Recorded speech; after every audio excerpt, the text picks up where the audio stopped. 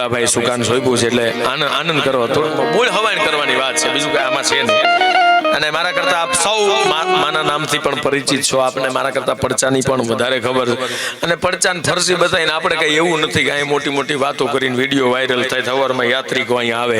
એ દેશ દુનિયાના યાત્રિકો કોઈ હાલતા આવે છે, કોઈ દડતા આવે છે, કોઈ બિચારા કેટલી ઉમ્મીદ લઈને આવે છે. ક્યાં પંખીના માળા જેવું ભગુડા આજ વિશ્વની ટોચે સાહેબ એક કામળિયા પરિવારના કાપડે આવેલી પરાંબા ભગવતી આજ વિશ્વમાં વિખ્યાત છે.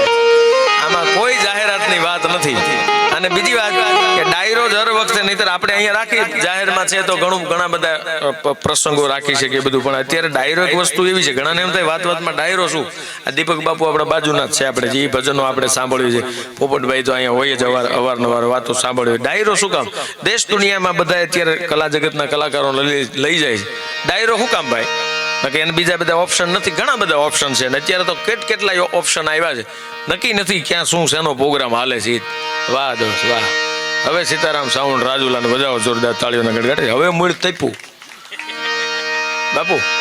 આપણે પહેલા ઓલો દેશી એન્જિન કુએ આગતા ને કાકડો કરતા, પછી તપે, એમ રાજુલાથી આવ્યું ઠંડીનો માહોલ છે એટલે સાઉન્ડ વાળા બે બાજુ એવી રીતે કોલમું ગોઠવ્યું, વચ્ચે એ બેસી ગયા. એને ટાઈટ નથી થતી, પછી એને ઓથારો છે, કેવા દેખાતા નથી. તું પણ આમ રહી જાય જરાક, બસ હવે બરાબર. સાઉન્ડ વાળા બહુ હોશિયાર ભાઈ. અને બાપુ આ ધંધો ખટારામ કલિન્ડરમાં જગ્યા ન હોય ને તો આ ધંધો કરાય ખરેખર. કારણ કે એની કેવડી જવાબદારી. જો એક તો બધાની પહેલા આવી જવાનું, તમામ આયોજક નો આવ્યો એ પહેલા એને આવીને આવે ને ત્યારે 7 જણા પછી આયોજક કોઈ હા હાલે, એ ભાઈ ટેમ્પો ક્યાં સાઈન પર લઈ એ આઈન પર લેવરે લે ભાઈ, એ વાલા તર લે વેવરો નો પડા લે ભાઈ, હાલે છોકરા બબે પેટી ઉતાર એમ કરી બધા ઉતારીને તાત્કાલિક ખડકાવી દે. પ્રોગ્રામ પૂરો થઈ જાય. આખી રાત કલાકારો કે આમ આપજો, આમ કરજો, તો બેન્જા વાળો કે હું પણ આમ તાર તૂટી જાય, ત્યાં તબલા વાળો કે આપો થોડુંક આપો. આખી રાત અમારી રેણીએ રહેવાનું. ત્યાં લાઈવમાં કોઈક જોતા ઘેરે છે ને કાંઈ લેવા દેવાનું, એ પાછા કે અવાજ થોડોક ધીમો આવે, ફૂલ કરાવો, કોમેન્ટ લખતા છે અમુક. એટલે પણ ત્યાં ધીમો હોય તો અહીં વહી આવો ને, અહીં મંડપ રોપ્યા જ છે આપણે.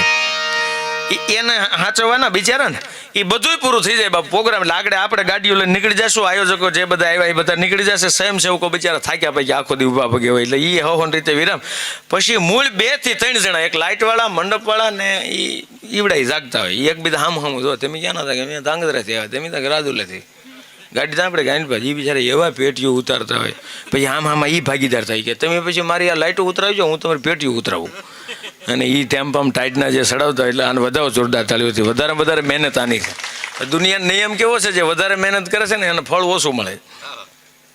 આપણા કલા જગતમાં વધારે ઈસા બાપુ એકલાની મહેનત છે. બોલો, તૂટી જાય, ગોઠણ ફેર થઈ જાય, કરતા આમ આપણને લાગે મેલોડીનો ભૂવો આવ્યો છે, આમ ઊભો થઈ જાય છે.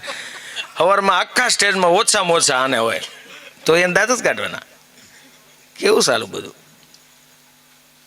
પણ શક્તિ માના નામ ઉપર આપણે મળ્યા છે. માં એટલે પછી માં શક્તિ ઘણા પ્રકારની. આપણા ઘરમાં પણ 4 પ્રકારની શક્તિ છે. દીકરી પણ હોઈ શકે, બેન પણ હોઈ શકે, પત્ની પણ હોઈ શકે, માં પણ હોઈ શકે. આ શક્તિ છે. ઓળખવાની જો દ્રષ્ટિ હોય તો ઓળખાતી નથી. ઘણીવાર આપણે થાય છે એવું, ઉમરાવાળીને રાજી નથી કરતા અને ડુંગરાવાળીને રાજી કરવા આવી જાય છે. ખરેખર બાપુ ઉમરાવાળી રાજી થાય તો જ ડુંગરાવાળી રાજી થાય. દાખલા તરીકે શક્તિ એક ડગલું ભરતા પહેલા 7 વખત વિચાર કરી લે અને આપણે ગમે ત્યારે ગમે શરીરે ગમીને ઘૂસી જઈએ. ફરક આટલો છે. દેશની શક્તિ છે, સુરમાં છે, અસુરોનો સંહાર કરનારી છે. સ્ટેજ ઉપરથી મારે તમને એક્ઝામ્પલ આપવું હોય તો લાલા હરખો થઈ જાય વ્યવસ્થિત. આ નારી છે, શક્તિ છે. આને 2 કાળે મેળવીને અત્યારે કમ્પ્લીટ કર્યું છે. હું 2 કલાક કે 15 મિનિટ કે 20 મિનિટ જ્યાં સુધી હું પૂરું મારું નહીં કરું ત્યાં સુધી 2 કાળેથી એક સુર હેઠું નહીં જાય ને એક સુર ઉપર નહીં જાય. હું કામ એને ઘર આપી દીધું છે કે 2 કાળે તારે રહેવાનું. મારે તો એને એની મર્યાદાની ખબર પડી ગઈ કે 2 કાળેથી મારે હેઠું નહીં જવાનું, ઉપર નહીં જવાનું. અને પડખે આપણે જોઈજો આગળ આપણે ગમે ત્યાં ઘમ થઈને આમ છે આમ જતા આમ છે આમ જતા. કાંઈ મીટર ખરું, કાંઈ બંધન ખરા. શક્તિ છે. એટલે કીધું યા દેવી સર્વભૂતેષુ શક્તિ રૂપેણ સંસ્થિતા, હે માં, હે પરાંબા, હે ભગવતી, માં વાણી રૂપેણ સંસ્થિતા, અમારી વાણીમાં એવી મીઠાશ આપજે. આજે તકલીફ શું છે? પૂજા કોની કરવી જોઈએ? ખરેખર તો સરસ્વતીની પૂજા કરવી જોઈએ. લોકો લક્ષ્મીની પૂજા કરે છે. લક્ષ્મીની પૂજા કરવાથી પૈસા આવી જાય, એ પૈસા પછી આપણે વાપરી શકીએ, આપણે છોકરા વાપરી, ફાઇનલ નથી. પણ સરસ્વતીની જો પૂજા થાય બાપુ, સરસ્વતી આપણી જીભે વસી જાય અને એવી વાણીની શુદ્ધતા થઈ જાય, તો સરસ્વતી જેની વાણી સારી હશે ને, તો લક્ષ્મી તો એની પાછળ પાછળ આવશે સાહેબ. અને એને પેઢી દર પેઢી એનો હાથો થઈ જાય. આપણે આ બેનો છે ને, તમે જોજો, અત્યારે દિવાળી ગઈ એટલે અમુક, આપણે તો ગામડામાં તો હજી કોઈ દે, આપણા જાડા વરણમાં તો કોઈ દે એવો કાયદો નથી કે મહેમાન ઘરે લઈને જવું હોય તો અગાઉ ફોન કરવો પડે, કે વેવાય આવવાના છે કે આમ તેમ ફોન કરવો પડે. આજ સુધીમાં હજી હાલતી ચાલતી જોગમાં એવું જોયું હોય તો આપણા ગામડામાં આવવું પડે, આપણી ભગવતીઓના દર્શન કરવા માટે નેહડામાં આવવું પડે સાહેબ. ભલે વાડીઓમાં આપણે રહેતા હોય બાપુ, એકલા આપણા ભલે મકાન કાચા હશે, મકાન આપણા કાચા હશે, પણ હૃદયના બહુ પોળા છે, આપણે હૃદયના મોટા છે. અને તો જ અહીંયા તસવીર જોઈ શકીએ સાહેબ. 5 મહેમાનના ભાણા હાચવા ફેર નથી.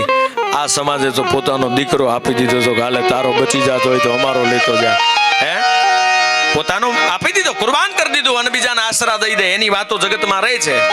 ઘણાને નહીતર ફોન કરીને જવું પડે છે એકચ્યુઅલી, કે આમ જો 5 મહેમાનની તું કે તો હિંમત કરું ઘરે લાવવાની, તું કે તો હિંમત કરું.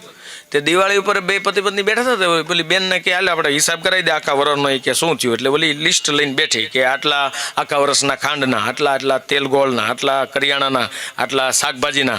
વચ્ચે બીજી પાછી ઓલો પૂછે કે આ શેના તકે એ ભજો, આ શેના તકે ભજા, આ શેના તકે ભજા. તે બાપુ આખું લિસ્ટ બનાવ્યું, તે આખા વર્ષનો હિસાબ કરી નાખીને આંકડા મળતા પછી ઓલા કીધું કે આ બાકીના જે ભજા એ શું લખાયું? બોલે કે કોને ખબર, ભગવાન જાણે એમ. એટલે ટૂંકામાં લખ્યું ભગવાન જાણે, એટલે જા એટલે ભગવાન જાણે એમ કરીને. બોલો, ટેલરની દુકાને ટ્રાફિક હતું. બોલો, ટેલરની દુકાન જેન્ટ્સનું ટ્રાફિક શું કામ હોય? નહીં તો ત્યાં તો ખરેખર બેનોય જવાનું હોય ને. તો એક જગ્યાએ ટેલરની દુકાન ને એમાં એટલું બધું ટ્રાફિક હતું. તો હું ઓલી જોઈ ગયો, મેં કીધું ટ્રાફિક શાનું છે? તો મને કે ટેલરની દુકાન છે ને જેન્ટ્સનું ટ્રાફિક છે. મેં કીધું જોવો તો ખરા, ટેલરની દુકાન જેન્ટ્સનું ટ્રાફિક કારણ શું? તે હું ત્યાં ગયો ને એક ભાઈને મેં પૂછ્યું, આટલું બધું ટ્રાફિક? મને કે બોર્ડમાં મિસ્ટેક થઈ ગઈ. મેં શું? મને કે આ ખરેખર લેડીઝ ટેલરની દુકાન છે, ત્યાં લખ્યું હતું બોર્ડ ફોલ શેડા માટે મળો, કોકે ભૂલથી લખી નાખ્યું છૂટા શેડા માટે મળો. આ એનું ટ્રાફિક છે. હિસાબી જે હોય ને એને આમાં જવું પડે સાહેબ. પણ આપણે તો ખાનદાન મા બાપના સંતાનો છીએ, આપણી ખાનદાન દીકરીઓ છે. એક ભવ નહીં, 7 ભવ સુધી સાહેબ એને વરી ચૂકી હોય છે, એમાં બીજી વાત ન આવે. અને એટલે જ ખાલી રા રાખીને વાત કરજો, આટલી જ વાત લખાય છે ને બાપુ, રા રાખીને વાત કરજો, એમાં આખી વાત સમજાય જાય. અને અમુકના ઘરે જઈને બરાડા પાડે તો બાપુ સમજાતું નથી કે આ શું કહેવા માંગે છે.